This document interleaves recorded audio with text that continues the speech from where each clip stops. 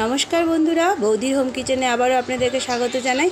আজকে এই সুস্বাদু রেসিপিটা আপনাদের সাথে শেয়ার করব, যার জন্য প্রথমে আমি কড়াই বসিয়ে দিয়েছি এবং এর মধ্যে বেশ অনেকটা জল দিয়ে দিয়েছি। দিয়ে আমি এর মধ্যে দিয়ে দিচ্ছি বেশ কয়টা পটল। এই পটলগুলো সামান্য চোকলাটা একটু দাও দিয়ে চেঁচে নিয়েছি, পুরো চোকলা ফেলিনি।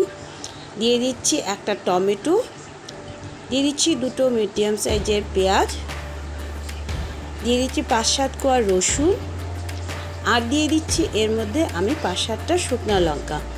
আপনারা যে পরিমাণে ঝাল খান সেই অনুযায়ী লঙ্কা ইউজ করতে পারেন।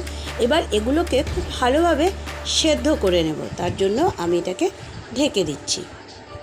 এই দেখুন, মোটামুটি 5 মিনিট হয়ে গেছে। পটলটা আরেকটু সেদ্ধ হবে, বাকি যে উপকরণগুলো আছে সেগুলো সেদ্ধ হয়ে গেছে, সেগুলো আমি জল থেকে তুলে নেব। টমেটোটা আরেকটু সেদ্ধ হবে তাই রেখে দিচ্ছি। আমি যেমন পেঁয়াজ আর রসুন আর শুকনো লঙ্কাটা তুলে নেব। এগুলো সেদ্ধ হয়ে গেছে, আর পটল আর টমেটোটা আরেকটু সেদ্ধ করে নেব। তো বন্ধুরা, আপনারা যারা যারা আমাদের চ্যানেলটিকে দেখছেন অবশ্যই লাইক করুন, শেয়ার করুন আপনাদের বন্ধুবান্ধবদের সাথে। সাবস্ক্রাইব করলে অবশ্যই বেল আইকনটি প্রেস করতে ভুলবেন না। আরও 5-7 মিনিট আমি ভালো করে ফুটিয়ে নিলাম। এবার পটল এবং টমেটো খুব ভালোভাবে সেদ্ধ হয়ে গেছে। গ্যাসটা বন্ধ করে আমি সবগুলো জল থেকে তুলে নেব এবং একটুখানি ঠান্ডা করে নেব। দেখুন, সবগুলো আমি জল থেকে তুলে নিলাম। খুব ইজি এই রেসিপিটা, কিন্তু খেতে খুবই সুস্বাদু। অবশ্যই আপনারা বাড়িতে একবার ট্রাই করে নেবে, খুব ইজি বানানো। তো এগুলোকে আমি বেশ একটু ঠান্ডা করে নিয়েছি। এবার একটা মিক্সির বোল নিয়ে নিচ্ছি। মিক্সিং বোলের মধ্যে আমি দিয়ে দিচ্ছি প্রথমে পটলগুলোকে। অবশ্যই একটু ঠান্ডা করে নেবেন, গরম গরম করবেন না। এরপর দিয়ে দিচ্ছি টমেটো। টমেটোর ওপরে চোকলাটা ফেলে দিয়েছি। দিয়ে দিচ্ছি পেঁয়াজ দুটো, দিয়ে দিচ্ছি শুকনো লঙ্কা আর রসুন কুচি, সব দিয়ে একটা প্লেন পেস্ট তৈরি করে নেব। চলুন পেস্ট তৈরি করে নিই। এই দেখুন, একদম প্লেন একটা পেস্ট তৈরি হয়ে গেছে। এবার এটা একটা পাত্রে আমি ঢেলে নিচ্ছি। পুরো পেস্টটা আমি নিয়ে নিলাম। এই দেখুন, পুরো পেস্টটা আমি কিন্তু মিক্সির জার থেকে বের করে নিয়েছি। এবার চলুন এটাকে বানানো যাক। আমি কড়াইয়ে সামান্য পরিমাণে তেল দিয়ে দিচ্ছি, বেশি তেল লাগবে না, 2 চামচ মতো তেল দিলেই হয়ে যাবে। এবার এর মধ্যে আমি দিয়ে দেব ফোড়ন। ফোড়নে আমি দিয়ে দেব প্রথমে একটা শুকনো লঙ্কা হালকা করে ভেজে রাখছি গার্নিশিংয়ের জন্য।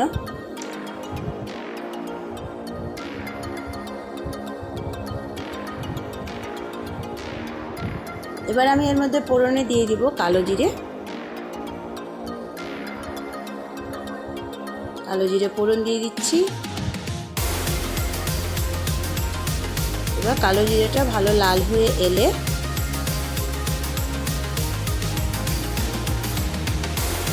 আমি এর মধ্যে সে পটলের পেস্টটা ঢেলে দেব। অবশ্যই গ্যাসের স্টিমটা একটু মিডিয়াম করে নেবেন। দিয়ে ভালো করে মিক্স করে দিচ্ছি তেলের সাথে। এবার আপনারা গ্যাসের স্টিমটা বাড়িয়ে নিতে পারেন, কেননা এই পটলের পুরো জলটাকে কিন্তু শুকাতে হবে।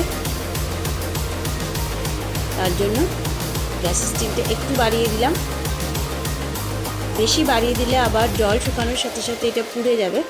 এই জলটাকেও শুকাতে হবে, আবার এটাকেও পুড়াবো না, সেভাবে রান্না করতে হবে। এবার এর মধ্যে আমি দিয়ে দিব মশলা কিছুই না, সব মশলাই পেস্ট করা হয়ে গেছে, তাই পরিমাণ মতো একটুখানি লবণ দিয়ে দিচ্ছি।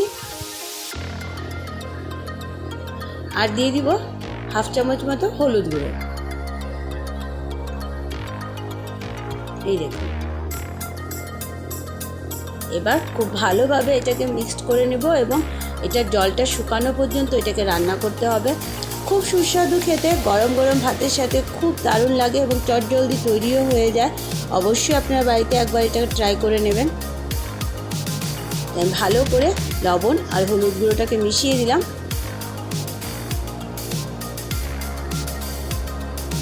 এবং জলটা টানার জন্য মিডিয়াম স্টিমে রেখে দিলাম, বেশি হাই স্টিম দিচ্ছি না।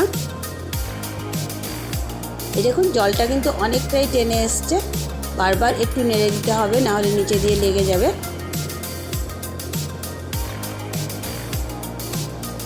এভাবে বারবার একটু কড়াইয়ের নিচটা ঘেঁষে ঘেঁষে নেড়ে দিতে হবে এটাকে।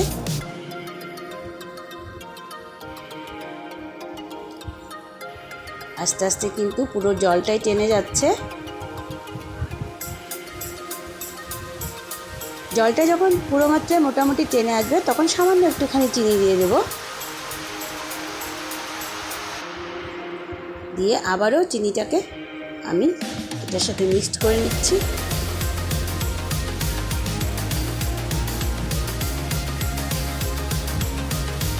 আস্তে আস্তে কিন্তু পুরো জলটা টেনে যাবে এবং কালারটাও কিন্তু খুব সুন্দর হয়ে যাবে। দেখুন এই পুরো জলটাই কিন্তু টেনে গিয়েছে। এবার আমি এটাকে নামিয়ে নেব।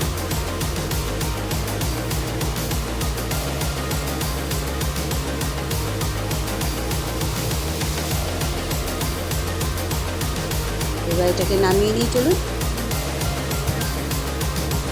তো আজকে যে রেসিপিটা তৈরি করলাম সেটা হচ্ছে পটলের ভর্তা। তো অবশ্যই আপনারা এটা বাড়িতে বানাবেন, অবশ্যই আমাকে কমেন্টে জানাবেন কেমন হলো। ওপর দিয়ে দিয়ে দিচ্ছি একটু কাঁচা লঙ্কা, ধনেপাতা থাকলে একটু ধনেপাতাও দিয়ে দিতে পারেন। দিয়ে গার্নিশিং করে গরম গরম ভাতের সাথে সার্ভ করুন, সুস্বাদু একটা রেসিপি।